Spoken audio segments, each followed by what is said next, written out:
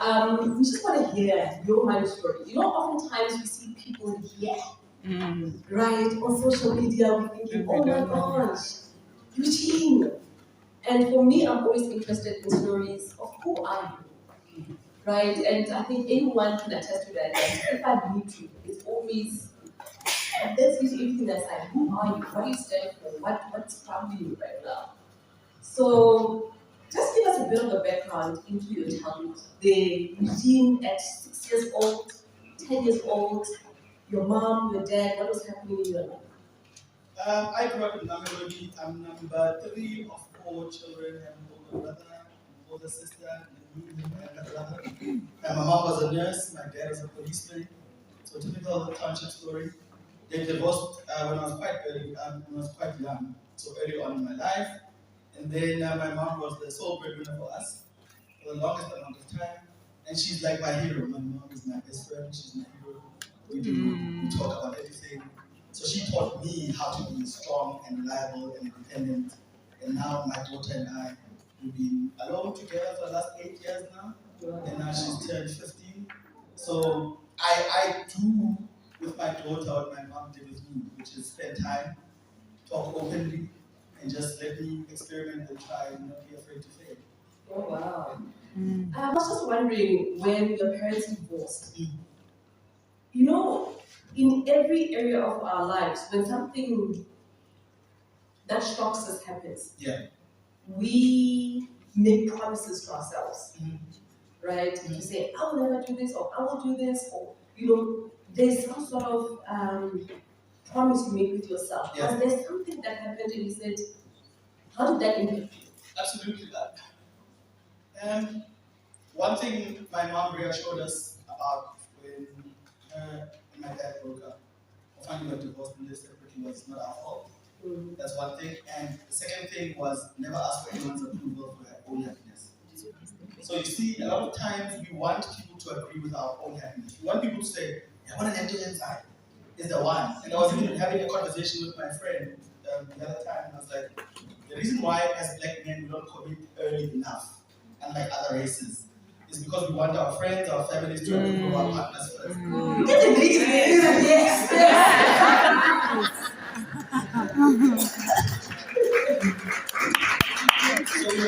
So we want people to approve of our decisions first, and that causes insecurities as we grow older. You know, sometimes you buy cars, man, and you spend so much money on it, but not because you like it, because you want other people to like it. You want the people that you go into business with to like it. You want the type of women that you want to admire for the thing that you have. But internally, it's not what you want. And you know, we watch TV all the time and we see these corruption cases, and we never see women in these corruption cases, and there's a reason for that. It's because a CEO who earns 2 billion rand a year or 5 billion, 20, 30, whatever, has a goal to steal 50 billion rand while he already has that amount of money that is earning every time. What do you want with that kind of money? What do you want? Who do you want to impress? What kind of life do you want to have? So the 5 billion rand that your company pays you was not enough, né? So you wanted another extra 1 billion. But you do what with it? So once we get into the conversations of insecurities, the conversation about money is going to be easy. Because all of it is attached to how we feel. So once we start dealing with how we feel about things or about ourselves, then it will be easy to transition to how we feel about things. So we don't seek approval from a dealership going, this car will look nice, or an estate that says, yeah, this house, people are going to respect you when you live here, or these clothes, or this kind of people, or this woman is going to be the one that reflects that you are successful and stable. Does that make any sense?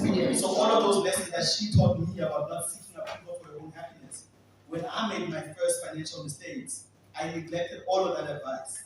Because I thought, I mean, come on. Well, she's a nurse. What does she know? Right? Yeah, she's a nurse. I'm a Land Rover, they're calling me sir. So someone clearly sees something that my mom didn't see, but what I didn't see was, it's just a game of insecurity. You know how to plug into your insecurities. Oh, this is the latest one. You know, there's only 10 of these ones. Oh, this color is very special. Or you're going to be one of a few people. I will be called sir by an older white male. Because you can, because you can't afford the thing that he has for you, but you don't go back and go, maybe I don't want this thing, maybe all I want was his approval. You see what I'm saying? So all of this had to happen at a cost, and unfortunately, or fortunately, it was a financial cost, because I made lots of financial mistakes, but then I still regained myself, and I remember what my mom taught me, which was don't seek tradition for your own happiness. Yeah. So talking about the financial mistake, I know you told me the financial mistake, and I think you're sort of alluding to the financial mistake and many other ones. What does it take for you to say, you know what, let me take this car back, let me downgrade my lifestyle? What does it take? Because obviously you built a life around this and everything else. And now even some of the people in your life know that this is how we roll. How do you go back from that to just say, you know what, this is what I truly want for myself, and this is not it? I think it goes back to who I am as a person. I'm a weird mix of a personality of a pessimist and a realist at the same time. Pessimist and realist. Yeah, I'm very pessimistic about things, but I'm also very realistic when it comes down to it. I don't take things at face value. So I think I realized as soon as I had all of those things and I didn't want to have them because I couldn't afford them anymore, that they didn't bring the people that I wanted in my life. So I was very pessimistic at the beginning, right, about the people that I had around me, all my motivation for having the things that I had. Then I was realistic about I can't keep doing this. And I was having a conversation with someone and I said, if you are paying 40,000 rand for a car, right, for the next 72 months, so in a year, that's right, that's 480,000 rand, right? Is it? Because 40 times 12? 480. So almost half a million rand. Yeah, so that's 480,000 rand that I'll never see again. And I haven't covered the cost of petrol and insurance, and the fact that it depreciates. So the fact that I am willing to give a bank half a million rand of my hard-earned money for something that takes me from point A to point B, and I somehow attach some sort of seminal rand for this position in my life, it means I don't value my time. Because I have to calculate how long does it take me to make 480,000 rand. So if the math doesn't make sense, then I have to be realistic about where I find myself. Do I have, am I 480,000 rand? I said it. Like realistically, do I have that? And can I walk into a building and ask them for 480,000 rand just to be around them so they can go up and down? So if you have anything of life like that, then things become easier, right? So I had to be realistic, and I had to learn the Credit Act a little bit, and I learned about something called voluntary surrender. Nice. You know about it, and I learned about voluntary surrender. It was a hard conversation I had to have with myself, and I was like, I have to do this. I have to save myself 180,000 rand a year. So how do I do that? I have to get rid of this thing that I want. And I did that. I went to the bank and I told them, they were like, okay, we're going to take this thing. Then whatever we sell it for, you're going to owe this much. And whatever I was paying back on that thing, which was the difference, obviously, the shortfall, was nowhere near the 40,000 rand. So here I was. I still had 40,000 rand in my bank account, minus maybe 4,000 rand that I had to pay every month for the next 2 years, the shortfall. So I was still winning, does that make sense? So, but I didn't ask for permission. I didn't go around asking my friends what they think.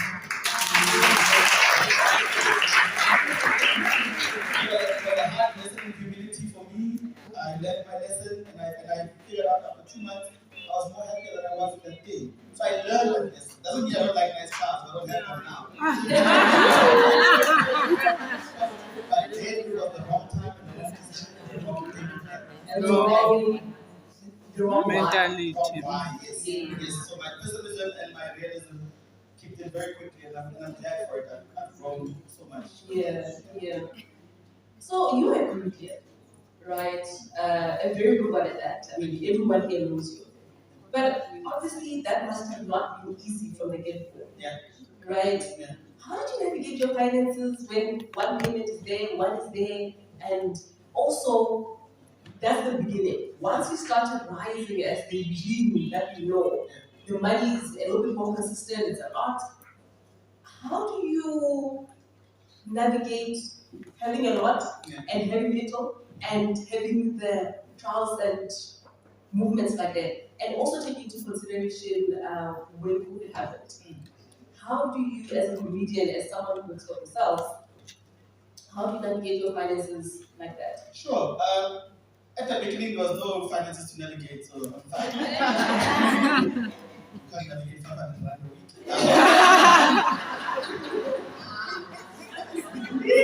The one thing I realized when I got into entertainment was the fact that entertainment is not about talent; it's about opportunity. If you think about it, you have to listen to a radio station, for example, and think how many slots there are on a radio station from 6 until 6 in the evening.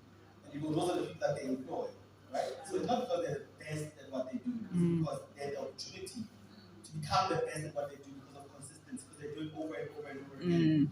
So I was lucky enough after studying comedy that I was employed to do a television show. I never traveled outside of SA, and there I was traveling the world.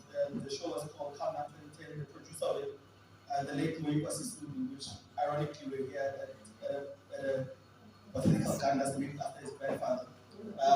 He saw me at a club and he said, "You will be great for this thing." And I was like, "I don't want this thing." And then I ended up on TV for the next 4 years, traveling the world. And I was a kid from Mamelodi who had never been outside of something, and then I was going everywhere meeting all these people, and I didn't know what I was doing. So I got paid, and I was still able to be funny. So what that translated in or to audiences that were watching me outside of what I was doing, which was comedy, was success because I was able to go buy a house with the salary that I had from television. Does it make sense? Yeah. So when you see me after a show, you think comedy bought me the car. But comedy not that you see me on the stage, you think comedy bought me the stage. So I was lucky enough to get that transition to radio. I started doing a stint at Kaya, and then I was very successful at that slot as well for like 4 years or so. Then NetBank came along, and then there was a substantial amount of money to branch out and do advertising and the campaign. I was able to use my name, which was one of the first in SA where I negotiated the rights to use my name within a commercial. So the commercial turned into an endorsement because I had to get paid to use my name. So I was learning all of that as I was going along, right? But then the comedy became more fun because I had less financial stress to worry about. And even globally in the world of comedy, most comedians that you love, they don't make their money from comedy. Because comedy is a very expensive hobby. You make people laugh for a fee. But if you have a stadium full of people, 90,000 people, the chances of you getting even 30% of that fee are very low. Because the costs of creating and putting together a show are so high, right, that you and your appeal will not be able to attract 90,000 people. So the stadium has its own database, the marketing companies have their own database, so there's too many people who have a stake in the game. And that started to worry me as I started going on in my journey of comedy, and it left me jaded. Because I didn't understand that if I get invited to a show, let's say a corporate show, and I charge 40,000 Rand to be MC for 6 hours, then how much are they paying the person that brought the stage and the screen? And he's not even here. So that the scales are lopsided. So I realized that I'm not the only one playing the game. If you think I'm successful because I do comedy, it's because I do corporate work and I negotiate rights for my name and I do television, I do a bit of radio, and then when I'm free at night, I go work 15 minutes at a comedy club. Does that make sense? Yeah. So it can't be that this sustains that. So I had to learn pretty quickly that my job was more corporate than I ever wanted to think it was. I was not working with comedians in the advertising agencies or the TV studios or in the radio production space. They were not comedians. They were corporate people who had to worry about their job. So if I'm late for a radio show, the marketing and the sales people get into trouble because they scheduled an advert. You know, if I'm late for a corporate game, now you have to explain to your audience that paid money why Eugene is not here and you didn't deliver. You see, so the tricky effect of me realizing that there's so much money that is left on the floor, but piggybacking on the name of what is public is a problem. So while I was contemplating all of that, COVID happened. It's still contemplating. I'm still contemplating, going, yeah, but how much is the stage? How much is the screen? How much is the sound? Okay, so for the price of a Range Rover, you can actually buy the whole rig. Then you can rent it out to corporate, then it can stay at corporate, can go from one corporate to another. Perhaps it costs like 400,000 Rand for them to have it for 3 days. So I'm like, no, the math is not mathing. Then COVID happened. And then with COVID happening, everything fell apart. We were all in the same bus. But what I always say to people is COVID was a great reset for everybody. And if you were not able to pivot during COVID, you will never be able to pivot again. You know? So I saw this interview when they were interviewing a stockbroker from the US, and they were saying that there had been a few moments that are pivotal in human evolution, and especially in finance. Only a few. One was World War One. Number two was World War II. Number three was COVID. With all of the billionaires that exist, in the world right now. Not the new ones from tech, the ones that built the cities that we love and admire, and the infrastructure that they own. Sorry, not they own. We're all coming from World War II and World War One because people were desperate. People with money did not want to spend their money, and those that did start businesses that people can't do without now.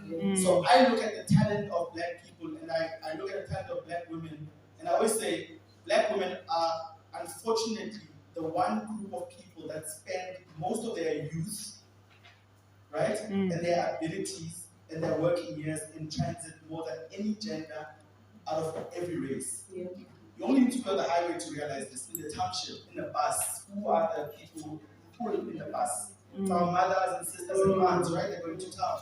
You get in the suburbs, in the highway, who are the people in those fancy cars going this way? Yeah, but who are the people now sitting on a Saturday afternoon from the morning, paid money and dressed up, and came to listen about advice about finance and networking with other women in the same space? Yes, so black women are unfortunately the people that drive everything, they drive the economy. I went to the Anthony Hamilton concert, 8,000 people over, so 60,000 people basically over 2 days. It was 90% black women. Specifically black women. Tickets from 650 to 1,500 rand. So what we don't realize is these are you guys are the drivers of the economy. You guys decide where the kids go to school. You guys decide. There's no schools here. Why are we even living in this place? And are you making better decisions by yourself or with a partner? So you see what I'm saying? So those are the things that no one, because you as this cohort are the one of one. See, our parents were the cohort that after a divorce, they were able to go to the bank and buy a house, put a new house, for hospital view, or whatever. They were the new of you, and then maybe they had one aunt that did very well, and then they bought that house and a Corolla. Come on, because the rich aunt that had a house, their wife and a Corolla and 2 wigs. You see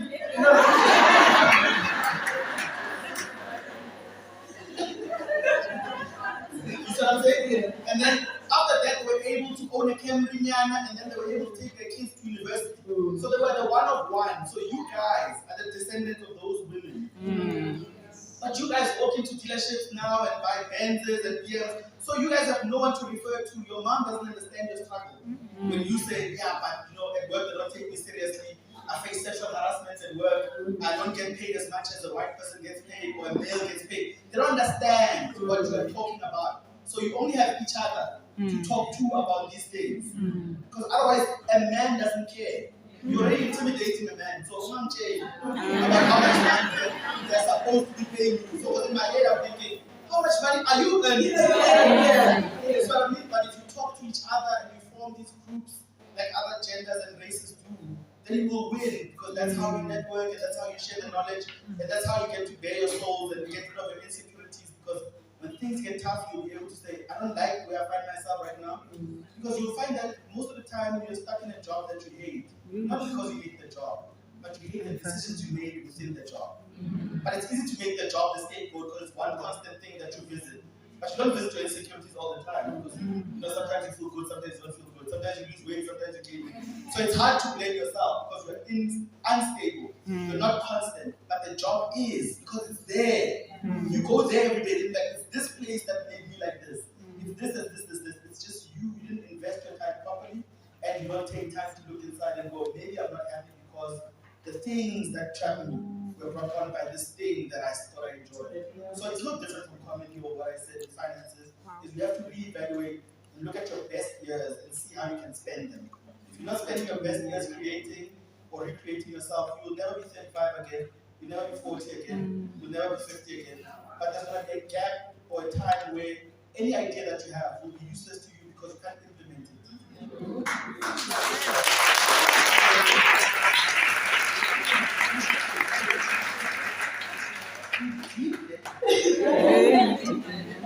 When I was interviewing him and we had a full-blown conversation, I was like, people actually don't know that you're deep. And then I think I'm not. I want to go back. Yes. Right? When you started making money, Yeah. and you had a lot of people around you where there are friendships that you lost when you started thinking the way you think, or sometimes we think the way you think, but acting we do completely different because our environment is saying this is what you must be doing. When the friends that you found that actually we're saying nothing to each other. Yeah. Basically. It was very easy. I was lucky because I was with my daughter's mom at the time. We lived together, so she was very stable mentally.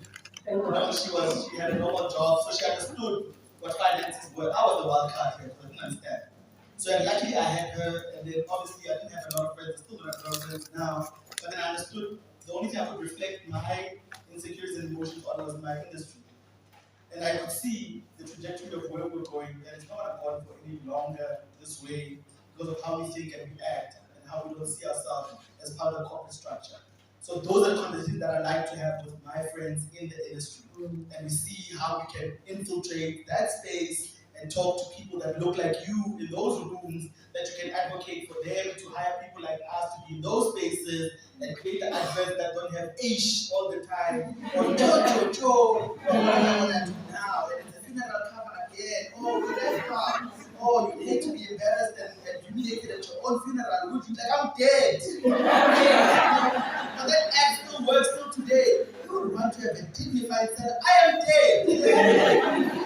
I'm in a mortuary. There's nothing dignified about being an influencer. I am. So don't guilt trip my family here. But those ads don't work for other races. They work for us. So I go back and I go, I don't know who in these offices is sitting there going, that's a good idea. Who is sitting there going, yeah, I hear you. Because when I go to offices, I see black people. And I see black women in these boardrooms and marketing and HR and fun. And I'm like, Auntie, why are you guys agreeing to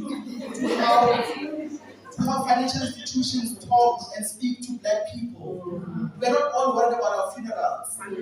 We're not all worried about debt review. We're not all worried about that. We also want to know about investments. We also want to know about retirement plans. But I've never seen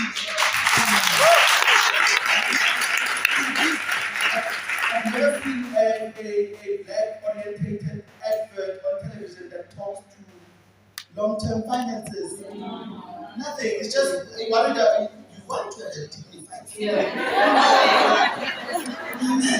I'm still alive. What do you mean? And we give you airtime, we give you transport. Yes, we give you airtime. Within the first 24. Within the first 24 hours. The train will pay out, and within the first 2 hours, we'll give you 700 airtime. Is that really what you think of us? Really? We are waiting for 20,000 rand and 700 rand. That's a true thing. That what makes that comfort us from the loss of our loved one. Do you have HIV? I do. What one? Yeah. You will insure. Yeah, but you will get a life cover of 2 million even with HIV. Do you understand the subliminal messaging? The things that they think we are worried about. Yeah. Because when we're there at the offices, we get this stress. We have too much going on. That sometimes these meetings, they happen on Zoom very quickly. Or you go there, you are too preoccupied, and you don't realize that you're actually champion for your race, gender, and class. When you don't let things slip past you when they're having meetings, and you're like, hold on, Kai from advertising. Sorry, about that. Are you a 24-year-old female living in Soweto who could be HIV? Why not in Houghton? Yeah. Why not? So we let these little things slip in during those pitches when the advertising campaigns happen. Then you guys sign off the money, and then next thing you know, millions and millions and millions of black people. That's the messaging that they watch. Yeah. And someone said that to me about HIV and AIDS when it was first introduced. And I don't say introduced as it was brought as a disease. I mean, to people's consciousness as a disease that kills people.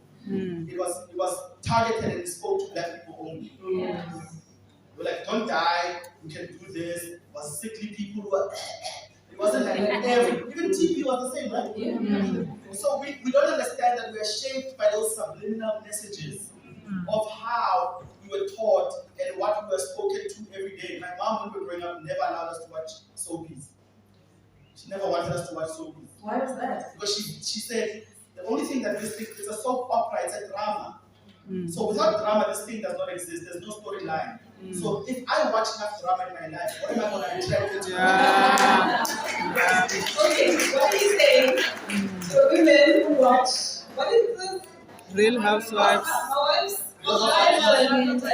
And those shows are just drama. And I want to talk to you. What are the types of messages that you grew up around your mom when it came to money? Was she very prudent with money?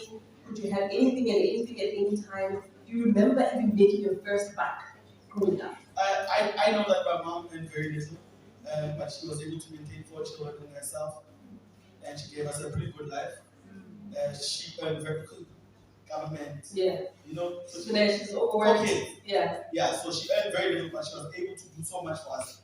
But it was only when I started growing up, maybe like 13, she would take us to town, so we had a rotation system. So we went to town. Every child was allowed to go with my mom month end to town. And then she would let you hold the bank card. And with that bank card, you had to go and withdraw the money from the account. And then after withdrawing the money, you hold the money. So now, the rest of the time there in town in Victoria, if you know, now you're stressed, you're tense. It feels like you're one of those last vacation dancing. You're holding your mom's entire salad. You know, she's like, I'm there. Be responsible for it, and then with that salary, you do everything. You go pay Edgar's, you go pay their mobiles, you go pay. So it was every child that goes to town with my mom one day, it's their job to take out the money, count it, and pay. And then the last thing that gets bought was groceries. So you first have to keep the wolf outside the door. Do you understand how psychologically that makes you as a black person grow up with tension? Of phone calls. That's why the intimidation when debt collectors want you to pay, they'll call you a lot. Because they know that it works. It works. You're scared of this thing. You're scared of the shame. Instead of saying, Amina, yo. I don't hear. I'm not. Because somehow you think when they're calling you, they can see where you are. They can't see you. Man, what are you going to make? I'm this thing. But where does the psychology come from? Because they know that our moms, that's what they did. They paid debt, and we ate last. Does that make sense? But in a normal, successful person's life, a rich person would rather let the company sink and you get severance packages than they starve themselves. It doesn't work like that. There's no company that has ever folded because they paid salaries too much and they end up with no money shareholder stuff. You understand what I'm saying? So that was the psychology of money that we don't understand. So after paying all of that, then we buy groceries. Now at grocery time, we can't afford all the things that we want because someone that 200 rand went to Moko's, but Moko's was not a campaign discount. We could have skipped. We could have skipped this one. Installment. You see, so now you buy it and you go home. And then I grew up with that tension of feeling like debt is the one thing that would strangle you, and also money travels fast when it's in your hand. That's why also we are forward that fights a lot. Because we're scared to see how much money we actually have. And I find that a lot of people even tell me, Mama, I never ever take a look at my bank statement. I think By show of hands, how many of you are comfortable to take a look at your bank statement on a regular basis? You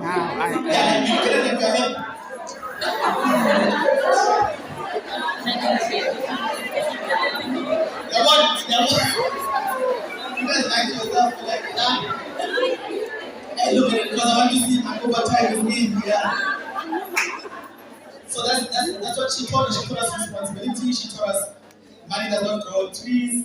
But then again, if you want to treat yourself, you must treat yourself because hey man, you only have one life. So she made sure that there was a budget for treating herself. And the trick was, I remember this, a pie of your choice from King Pie. A stamp of your choice from Cadbury, 1 liter yogurt for yourself. This is yours. It's up to you if you're eating it slowly or eating it fast. This is yours. So treating yourself and being responsible and also realizing that you don't put too much priority on getting over your well-being. I can tell you now, if it's a choice between taking my daughter to McDonald's versus paying my contract for my phone, I can tell you now, we are going to McDonald's. This, I should have started with this is what I should have done.